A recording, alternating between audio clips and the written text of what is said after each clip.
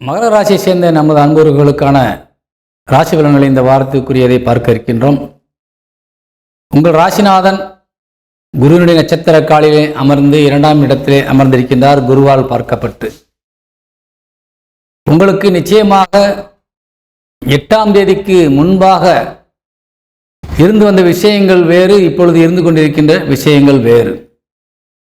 காரணம், 8ஆம் தேதி வரை உங்கள் லாபஸ்தானாதிபதி என்று சொல்லக்கூடிய செவ்வாய் நீசபலம் அடைந்து உங்கள் ராசியை பார்த்து கொண்டிருந்தார். இப்பொழுது ஒரு நல்ல நிலையிலே உங்கள் ராசிக்கு 8ஆம் இடத்திற்கு வந்து சிம்ம ராசியிலே அமர்ந்து உங்கள் லாபஸ்தானத்தை பார்த்து கொண்டிருக்கின்றார்.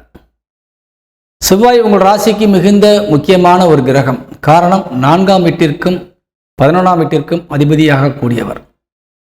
இந்த 2 வீடுகளும் உங்கள் வாழ்க்கையிலே நீங்கள் வெற்றி பெறுவதை நிர்ணயம் செய்யக்கூடிய ஒரு முக்கியமான இடங்கள்.